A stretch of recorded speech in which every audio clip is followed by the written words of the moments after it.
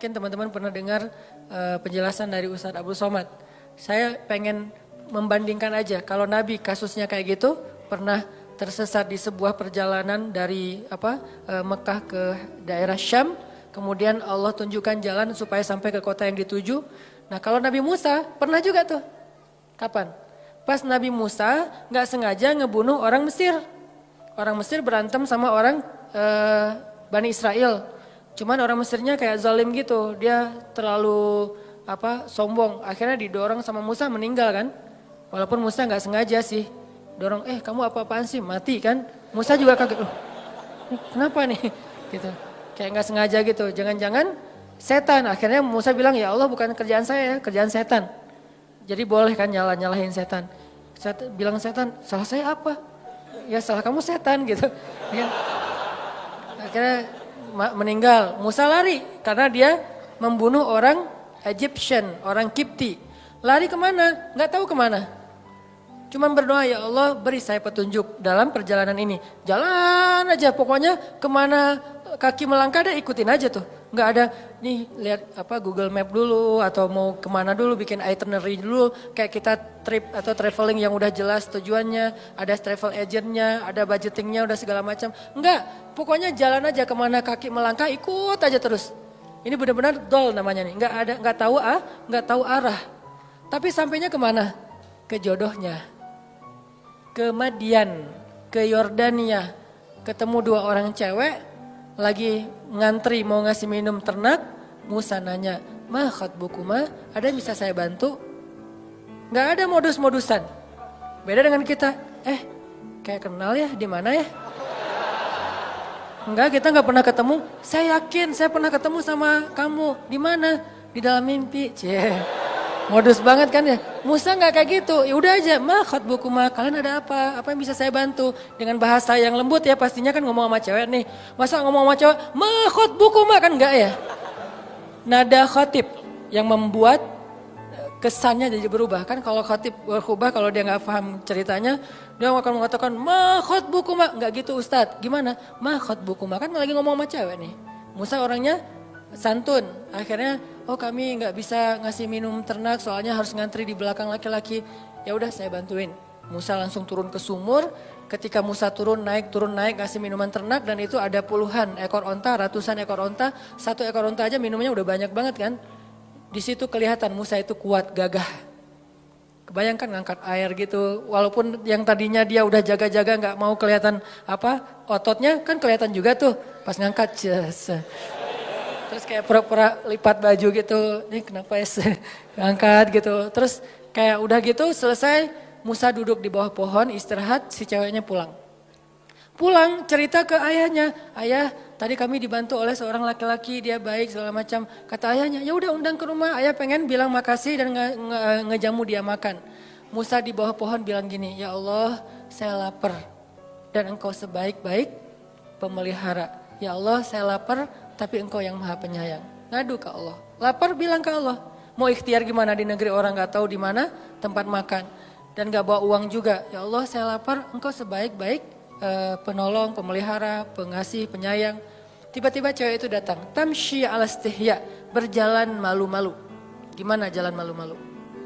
Aduh gimana ya ngomongnya ya. Kalau bahasa kita mah ya, aduh malu mau ngomong. Tapi kan ini amanah dari ayah.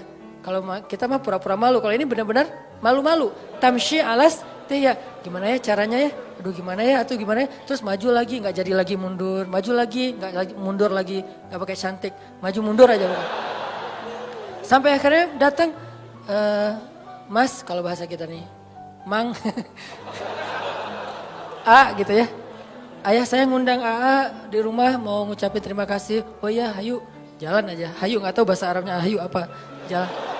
Jalan sampai ke rumah, ayahnya ngasih makan, ngobrol, kamu dari mana nak? Saya dari Mesir. Oh ya negerinya Firaun, ya saya pelarian dari Firaun. Emang ada cerita apa? Kisahin, kamu orang baik, tinggallah di sini. Ya makasih pak. Setelah itu si bapak itu ke belakang kan, ternyata si anaknya yang perempuan ngedengar pembicaraan mereka. Lalu ayahnya nanya, nak, laki-laki itu, bukan ayahnya, si ceweknya yang ngomong, ayah kan ayah nggak punya pekerja yang bisa mengurus ternak, pekerjakan dia di rumah kita karena dia qawiyun amin, laki-laki yang kuat dan baik, amanah, baik. Ayahnya langsung ngeh, oh anak saya berarti ada hati nih buat laki-laki itu. Kok bisa gitu sih ayahnya kayak kegeeran gitu kan ya? Karena si cewek ini nggak pernah komen tentang cowok sama sekali dalam hidupnya. Sekali-kali dia komen cowok berarti ada sesuatu nih. Kalau sekarang udah nggak lagi kebaca sama ayahnya karena kita udah biasa komen. Kamu lucu deh, kamu apa. Jadi kayak sering komen jadinya biasa aja kan. Karena dia nggak pernah komen tentang cowok, sekali-kalinya ada postingan cowok dia komen, itu sesuatu banget kan. Sekali-kalinya ada postingan cowok dia nge-like, sesuatu banget. Karena nggak pernah dia kayak gitu. Kalau kita periksa di list kontak handphonenya, itu nggak ada nama laki-laki itu. Cewek semuanya, terjaga banget. Sehingga sekali-kali dia bilang, ayah pekerjakan dia di rumah karena dia laki-laki yang baik dan kuat. Ayahnya langsung nangkep, oh anak saya berarti tenang dengan laki-laki itu. Musa, maukah kamu menikahi putriku? Dengan mahar sekian. Musa mengiyakan, menikahlah mereka. Alam yajidka yatiman fa'awa, dikasih keluarga baru di Madian. Sebagaimana saya dikasih keluarga angkat dulu ketika di Mesir. Dan kemudian di Bandung. Kemudian seterusnya Allah mudahin. Alam yajidka yatiman fa'awa. Saya seorang perantau. Walaupun saya ngerasa kayaknya Bandung ini adalah akhir dari perjalanan saya. Udah gak mau pindah lagi ya. Pokoknya udah love banget lah dengan kota Bandung ya. Hashtag. Jadi karena ngerasa kayaknya nih negeri saya yang ketiga, Aceh, Kairo, Bandung, udah aja selesai, udah nggak mau pindah lagi karena udah nyaman. Tapi saya ngerasa dulu ke Kairo sendiri, kemudian ke Bandung nggak kenal siapa-siapa, selalu kasusnya alam yajidka yatiman fa'awa, yatiman fa'awa, yatiman fa'awa, itu berulang kali loh teman-teman. Pasti teman-teman juga ngalamin. Itu bukti ma wadda'aka rabbuka wa ma qala. Apalagi nanti kalau ngomong Ibrahim, pas beliau diusir oleh ayahnya dari Irak ke Palestina. Bukankah itu juga terlunta-lunta, terkantung-kantung, dolan, aghna, wajadaka ail. Jadi udah yatim, dol, ail. Udah gak punya siapa-siapa, bingung juga mau kemana, lapar gak punya apa-apa. Tapi kemudian fa'awa, fahada, fa'aghna. Sehingga Ibrahim yang tadinya seorang dalam keadaan yang tidak tahu apa-apa datang ke Palestina. Sampai di Palestina Ibrahim menjadi orang paling kaya di Palestina. Apa ukuran kekayaan Ibrahim di Palestina? Ukuran kekayaan Ibrahim di Palestina, setiap malam Ibrahim menyembelih 100 ekor onta untuk para tamu. 100 ekor onta. Satu ekor onta harganya sebutlah 50 juta kali 100. Satu malam dia ngeluarin uang 5 miliar ya? 5 miliar benar? 5 miliar setiap hari loh teman-teman. Ada nggak di antara kita yang ngeluarin uang 5 miliar setiap hari buat tamu? Sehingga bisa dibilang Ibrahim itu bapak perhotelan dalam sejarah manusia. Dia yang pertama bikin konsep hotel. Hotel gratis tapi. Buat siapa? Visitornya siapa? Orang-orang yang mau berziarah ke Masjid Al-Aqsa. Ibrahim yang menjamu mereka, ngasih hotel dengan kualitas bintang 5, terus juga buffetnya itu udah free flow, setiap saat mereka bisa makan, dan satu hari minimal 100 ekor onta. Itulah kekayaan Ibrahim. Dan itu berarti Ibrahim menjamu sekian ribu tamu setiap hari, dan ini manajemennya gak gampang loh. Pasti ada suppliernya, pasti memberdayakan bisnis-bisnis lokalnya. Jadi Ibrahim itu benar-benar bisa memberdayakan warga Palestina semuanya jadi sejahtera dengan kerjaan perhotelannya di Masjid Al-Aqsa. Gratis semuanya, Ibrahim yang bayarin. Sekaya itu Ibrahim teman-teman. Padahal datangnya gak punya apa-apa. Fa'aghna, Allah yang mengkayakan Ibrahim.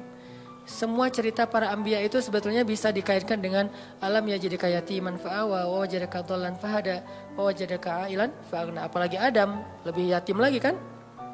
Jatuh dari langit, gak punya siapa-siapa. Satu-satunya yang dia punya itu juga gak tahu di mana. Kekasihnya Hawa. Bagaimana caranya? Allah yang menunjukkan mereka sehingga ketemu. Setelah sekian tahun mencari, akhirnya ketemu juga. Nah ini artinya teman-teman, ma wadda'aka rabbuka wa ma qala. Part ketiga yang akan kita tuntaskan malam ini, fa'ammal yatim fala taqhar wa ammas sa'ila fala tanhar wa amma bi ni'mati rabbika fahaddis. Kalimat 3 ayat terakhir ini itu kayak nerusin 3 ayat sebelumnya. Alam yajidka yatiman fa'awa fa'ammal yatima fala taqhar. Wa wajadaka dhallan fahada wa ammas sa'ila fala tanhar. Wa wajadaka 'ailan fa'aghna wa amma bi ni'mati rabbika fahadits. Jadi kayak pasangan-pasangan ayat. Bukankah Allah mendapatimu dalam keadaan yatim, lalu Allah kasih kamu keluarga? Makanya kalau ketemu anak yatim, jangan kamu bersikap semena-mena kepada mereka. Karena Allah juga mendapatimu yatim, wahai Muhammad. Sehingga Nabi Muhammad sayang banget sama anak yatim. Dan sangat dekat kepada orang yang sayang kepada anak yatim. Sehingga Nabi mengatakan, orang yang mencintai anak yatim nanti di akhirat bersamaku itu seperti jari telunjuk dengan jari tengah ini. Dekat banget.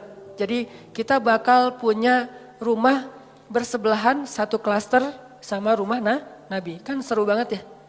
Punya rumah satu klaster sama rumah Nabi. Dan klaster itu klaster terbaik di surga. Yang satu butir debunya lebih mahal daripada dunia dan seisinya. Bukan 1 meter tanahnya. 1 butir debunya lebih mahal daripada dunia dan seisinya. Enggak ada lagi klaster wilayah tanah yang lebih baik daripada klasternya Nabi nanti di surga. Dan siapa yang sayang kepada anak yatim, yang sangat peduli kepada anak yatim di sini usia sebelum dia mampu berusaha, kalau 25 tahun terus dia jomblo gitu, terus dia kayak gitu, itu modus ya. Ustadz dia tuh masih yatim loh, ayahnya udah meninggal sekian tahun, jadi saya kayak fa'awa gitu Ustadz ya. Ya boleh lah ya, yang penting niatnya baik. Jadi siapa yang sayang sama anak yatim, nanti dia akan disediakan rumah satu klaster dengan Rasulullah SAW. Jadi dia kayak bertetanggaan gitu sama Nabi SAW. Ketemu sama Nabi duduknya di sebelah Nabi. Ketemu sama Nabi duduknya satu majelis sama Nabi. Ini fa'ammal yatima fala taqhar. Jangan semena-mena sama anak yatim. Dulu di zaman Nabi ada cerita seorang sahabat namanya Abu Lubabah. Abu Lubabah ini punya pohon korma di sebelah rumah anak yatim. Tapi dia nggak rela gitu kalau kormanya dimakan sama anak yatim, korma yang udah jatuh. Sehingga suatu hari anak yatim lagi makan korma jatuh, dari mulutnya diambil sama Abu Lubabah. Ini bukan punya kamu, ini punya saya. Dilaporin ke Rasulullah. Terus Rasulullah nawarin, ya Abu Lubabah, kamu mau nggak punya kebun di surga yang pohon kormanya, kamu berjalan di bawah naungannya 100 tahun belum keluar dari dahannya. Saking gedenya pohon kurma di surga. Mau gak kayak gitu Abu Lubabah? Mau ya Rasul, caranya gimana? Wakafkanlah pohon kurmamu untuk anak yatim. Gimana ya Rasul, itu pohon kurma kesayangan saya banget. Itu saya ada kenangan gitu. Maaf ya bukan gak mau. Dia kayak beralasan gitu gak mau nyerahin pohon kurmanya untuk wakaf anak yatim. Akhirnya Nabi gak maksa orangnya. Ya udah gak apa-apa, pergi aja. Tiba-tiba datang sahabat yang lain namanya Abu Lubabah. Dia bilang, ya Rasulullah ada apa Abu Lubabah? Tadi saya mendengar Rasulullah nawarin sesuatu kepada Abu Dahdah yang kedua. Ada apa Abu Dahdah? Saya tadi dengar Nabi nawarin sesuatu ke Abu Lubabah, tapi dia nolak. Ya, emang kenapa? Kalau saya ngambil itu boleh nggak ya Rasulullah? Boleh, siapapun, kebaikan itu untuk siapa aja. Ya udah, tunggu ya Rasulullah. Langsung dia pergi ngejar Abu Lubabah. Ya Abu Lubabah, ya Abu Lubabah. Abu Lubabah nungguin. Ya Abu Dahdah, ada apa? Kamu tahu kan kebun kurma saya di Madinah? Siapa yang tidak tahu kebun kurma milik Abu Dahdah? Satu kebun kurma ada 600 pohon kurma.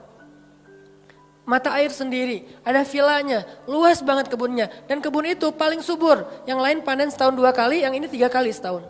4 bulan sekali panen. Teman-teman kalau mau berhitung, satu pohon kurma sekali panen itu lebih dari 100 kilo. Satu pohon, satu dahannya aja udah berapa puluh kilo kan?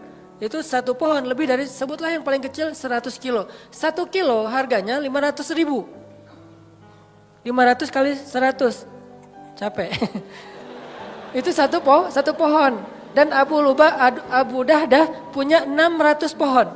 Jadi sekali dia panen korma, itu puluhan M loh keuntungannya. Sekali panen, dalam setahun dia panen 3 kali. Ratusan M dalam setahun. Kata Abu Dahdah, wahai Abu Lubabah, kamu tahu kan kebun kurma saya? Tahu, siapa yang gak tahu kebun kurma Abu Dahdah terkenal di Madinah. Mau gak kita barter? Kamu kasih pohon kurma kamu yang di pojok rumah anak yatim ke saya kasih kebun saya ke kamu. Bukan pohon, kebun. Kata Abu Lubabah, yang benar, kamu gak lucu deh ininya, candanya. Nah ini mah dialog dari saya. Terus kata Abu Dahdah, saya serius. Beneran? Ya udah, ayo. Langsung transaksi jadi deal. Mereka kemudian pergi ke rumah anak yatim. Wahai anak yatim, kata Abu Dahdah, mulai sekarang pohon ini Bapak wakafin buat kalian. Makanlah sesuka kalian dari korma yang ada di pohon ini. Kemudian gak lama kemudian dia ngajak Abu Lubabah ke kebunnya. Istrinya lagi kayak lagi bersih-bersih gitu. Kata Abu Dahdah, wahai istriku keluarlah. Ini sekarang bukan kebun kita lagi, sudah aku jual. Istrinya kaget, kamu jual ke siapa wahai Abu Dahdah? Kamu untung gak? Kata suaminya, untung banget. Ke siapa sih kamu jualnya? Ke Allah. Kata istrinya, itu baru untung. Itu baru perniagaan yang besar. Itu baru hebat. Istrinya ini soleha banget. Coba kalau kita ngomong gitu ke pasangan kita, kira-kira digapain? Didoain ya. Semoga kamu cepat. Ini istri yang soleha. Ini buat cewek-cewek ya. Kadang-kadang suami itu kalau lagi semangat, kadang-kadang kan nggak mikir ya. Kasih aja. Nah kalau dia lagi gitu, tapi tetap ada batasannya juga. Cuman dengan kualitas iman Abu Dahdah dan istrinya, itu emang luar biasa, inspiring banget. Istrinya malah bahagia. Ya saya udah keluar. Wah, sekarang jadi milik siapa? Abu Lubabah. Silakan Abu Lubabah. Mereka pergi meninggalkan kebun itu sama sekali nggak nyesal. Cerita ini didengar oleh Rasulullah SAW dan Nabi mengatakan, duh betapa luasnya kebun Abu Dahdah di dalam surga. Aku melihat kebun Abu Dahdah itu mudhamatan, lebat sekali warnanya hijau tua di dalam surga. Ini makna dari fa'ammal yatima fala taqhar. Sebegitu besarnya penghargaan Allah kepada orang yang menyantuni anak yatim. Terus angle yang kedua adalah al-jaza min jinsil amal. Balasan itu sesuai dengan jenis amal.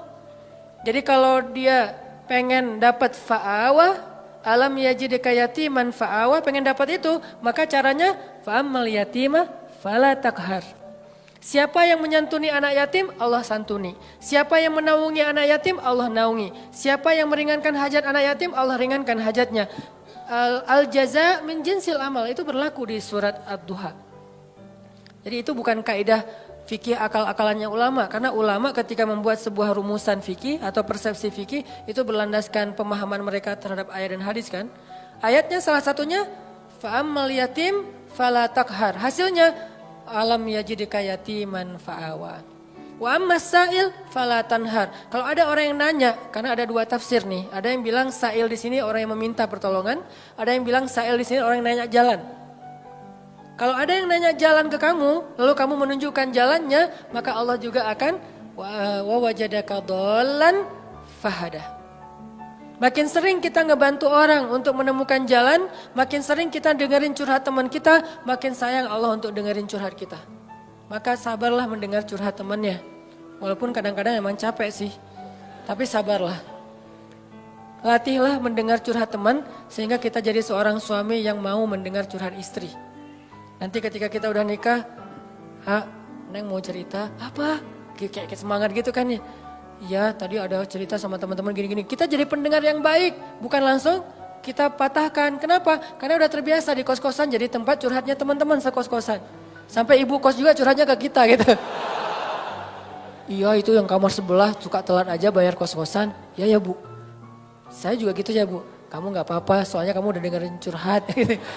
Ya pokoknya jadi orang yang wa masaila fala tanhar. Jadi kalau ada orang yang nanya ke kita, minta pertolongan ke kita berusaha untuk membantu dia, Allah juga akan berusaha membantu kita. Contohnya Nabi SAW. Nabi itu kalau ada yang minta tolong gak pernah nolak. Kalau beliau gak bisa nolong sendiri, beliau akan cari orang untuk nolong dia baru ditinggalin. Jadi gak ada yang datang langsung Nabi, maaf ya gak bisa. Mungkin kita gak bisa gitu-gitu amat lah ya, tapi berusaha. Gak semua kasus kita bisa ambil. Tapi ada satu dua yang kadang-kadang kita kayak berjuang banget. Ada banyak orang yang mengetuk pintu rumah kita, yang nelpon ke nomor kita, yang datang kepada kita minta tolong. Mungkin di antara sekian banyak, jangan semuanya ditolak. Harus ada satu dua yang kita ambil, entah kenapa pokoknya Allah yang pilihkan dia untuk kita. Terus kita coba tuntaskan hajat dia sampai selesai. Siapa yang meringankan hajat saudaranya di dunia, Allah ringankan hajat dia di dunia dan di akhirat. Balasannya bukan cuma di dunia, bahkan di akhirat. Sehingga ketika kita di akhirat nanti bingung di padang mahsyar itu kan perjalanan jauh banget ya. Kebayang gak sih dari sini ke Palestina itu jalan kaki? Kok Palestina Ustadz? Karena tempat berhisab itu adalah negeri Palestina. Ini salah satu keutamaan dari negeri Palestina itu adalah mim makanin qarib yang Allah sebutin di Al-Quran. Arti makanin qarib, tempat yang dekat itu adalah Palestina kata ulama tafsir. Sehingga nanti sidang Allah itu di Padang Mahsyar adanya di negeri Palestina. Negeri Palestina dari Indonesia jaraknya jauh, padahal buminya masih segini. Sedangkan bumi Mahsyar beribu-ribu kali lipat lebih besar daripada bumi ini. Berarti jaraknya ribuan kali lebih jauh daripada yang sekarang.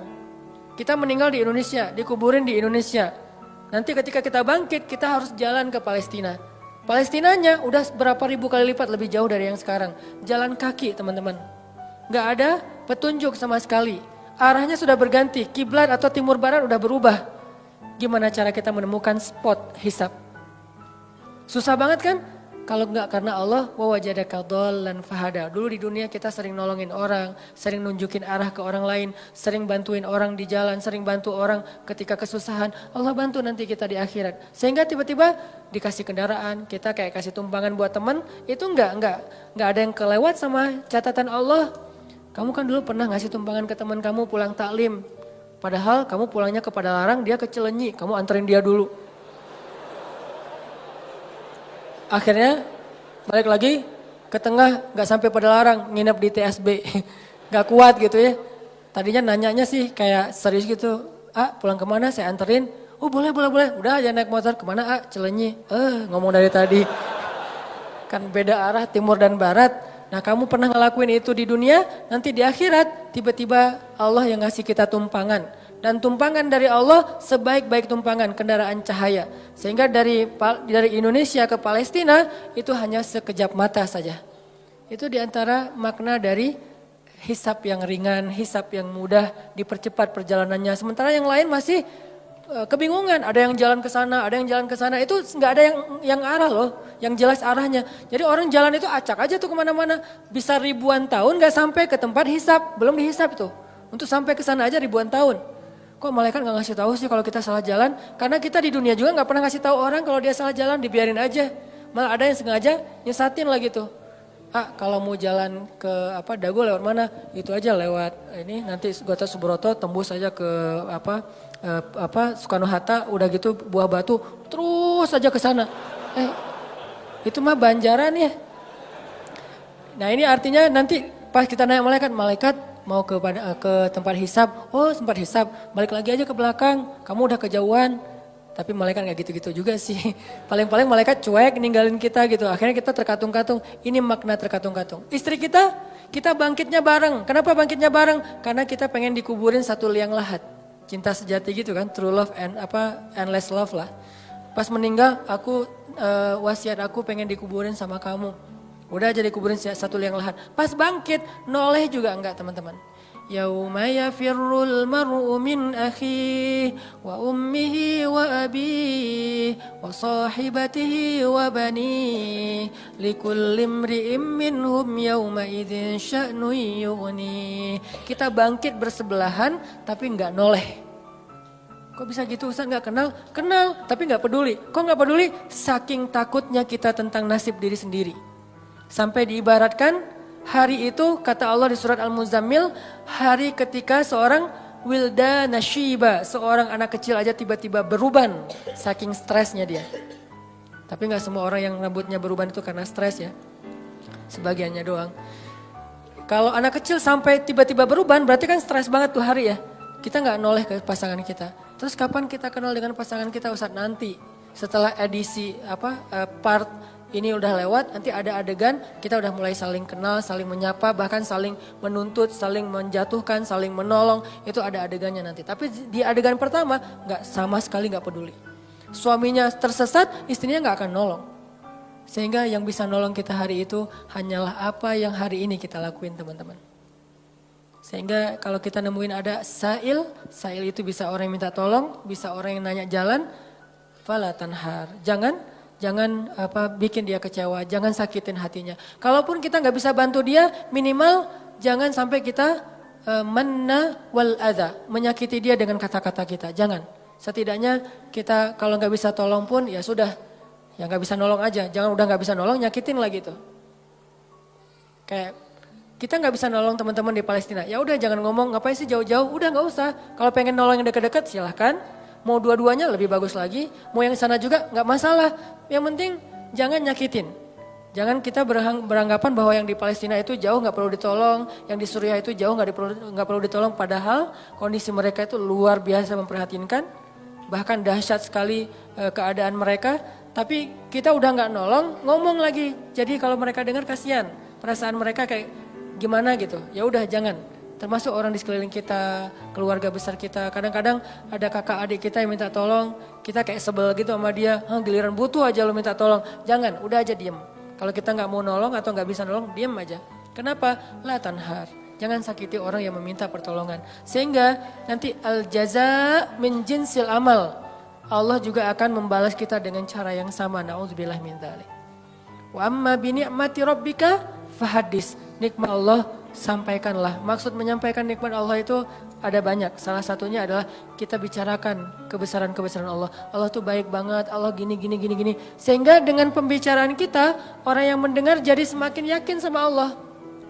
Kayak tadi cerita saya di Thailand, simple sebetulnya. Cuman hal yang sepele banget. Tapi itu bagian dari tahadus bin ni'mah. Tujuannya apa? Tujuannya biar kita yang mendengar makin yakin sama Allah. Makin bergantung sama Allah, makin taat di jalan Allah. Itu namanya wa amma bi ni'mati rabbika fahadits. Jadi teman-teman, 3 ayat terakhir itu ada 2 angle yang kita bisa lihat. Satu, ternyata kalau kita pengen dapat satu kebaikan, maka tanamlah kebaikan yang sama di ketika kita bisa. Nanti saat kita butuh, Allah akan membalas kita dengan kebaikan yang sejenis.